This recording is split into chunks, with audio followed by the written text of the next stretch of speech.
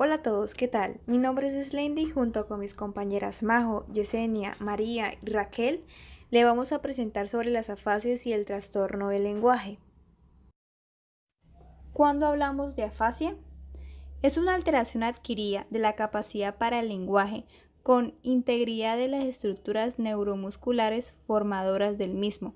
Esto quiere decir que una afasia ocurre por un trastorno neurológico central.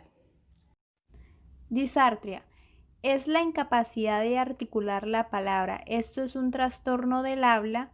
El paciente entiende lo que le dices, sabe lo que quiere decir.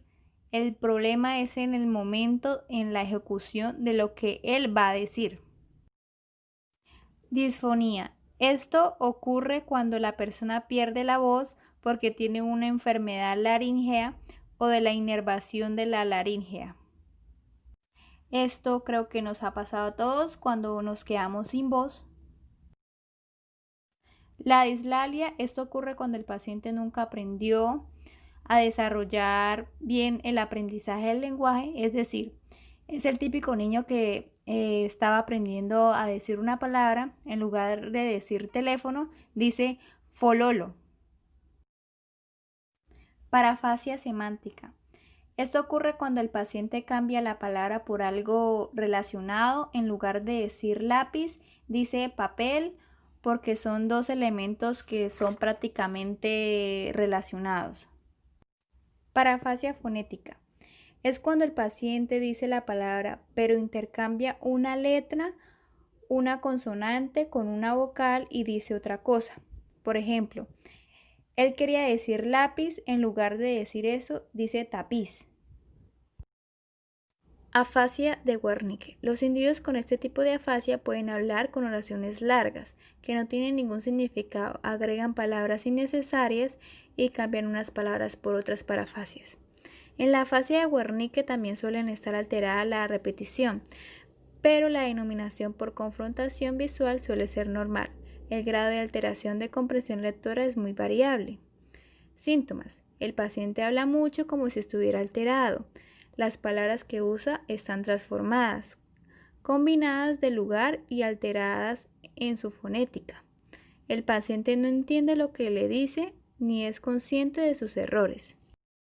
La afasia de Broca se caracteriza por ser una afasia no fluida o de tartamudeo. En esta, la comprensión es mejor que la expresión, aunque esta puede estar alterado en distintos grados. Síntomas de una afasia de Broca. Realiza grandes esfuerzos para acompasar la lengua, la faringe y la laringe.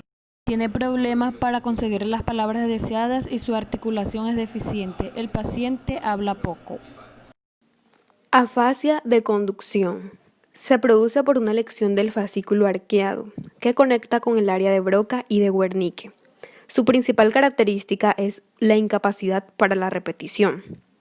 Un paciente con afasia de conducción emite frases de 3, 4 y 5 palabras, una melodía más o menos normal, con relativamente poco esfuerzo al hablar y buena articulación. No suelen mostrar déficits sintácticos. Afasia global. Es un tipo de afasia en el que tanto la comprensión como la expresión están alteradas, compartiendo rasgos de la afasia de Broca y de la afasia de Wernicke. Se produce generalmente por la interrupción temporal del riego sanguíneo en la arteria cerebral media. Esta es la forma más grave de afasia y se refiere a pacientes que pueden producir pocas palabras reconocibles y entender poco o nada del lenguaje hablado. Las personas con afasia global no pueden leer ni escribir. La afasia global se puede identificar inmediatamente después de que el paciente haya sufrido un derrame cerebral o un traumatismo craneoencefálico. Los síntomas pueden mejorar rápidamente en los primeros meses después del accidente cerebrovascular si el daño no ha sido demasiado extenso. Afasia anómica. Lugar de lesión, porción del lóbulo temporal parietal inferior. Es la afasia más leve y frecuente. Su habla es fluida. La dificultad de este tipo de afasia es similar a tener algo en la punta de la lengua, pero con mayor frecuencia. Como consecuencia, el paciente utiliza continuos circunloquios en busca de lo que quiere decir, utilizando palabras poco específicas como cosa, eso, etc. Tiene buena comprensión estos pacientes y la repetición es adecuada a este tipo de afasia. Afasia transcortical motora. Lugar de la lección: lóbulo frontal por delante del área de Broca, área premotora suplementaria. Expresión: el habla espontánea es escasa y dificultosa, normalmente compuesta por frases cortas y fáciles. Estas personas presentan síntomas parecidos a la afasia de Broca, aunque más leves y con la repetición conservada. Comprensión: es preservada. Repetición: preservada. Pueden llegar a repetir frases largas. Afasia transcortical mixta. Lugar de la lección: suma de las lecciones de las afasias transcortical motora y sensorial. Expresión: es capaz de responder de manera coherente a preguntas concretas. Sin embargo, el habla espontánea es muy pobre. Pueden aparecer escolalias. Comprensión: en estos pacientes está muy afectada. La repetición en esta afasia está preservada.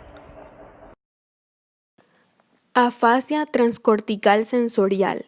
Lugar de la lesión: zona de intersección de lóbulos temporal, parietal y occipital. Expresión: su habla es fluida, aunque frecuentemente carente de significado relevante. De igual manera, pueden aparecer ecolias y asimismo evolucionan positivamente. Sin embargo, persisten las anomias y los circunloquios. En la comprensión, los pacientes la tienen afectada. Y para la repetición, al igual que el resto de las afasias transcorticales, esta es conservada y sería por lo tanto similar a una afasia de Wernicke, pero con carácter más leve y con la repetición conservada.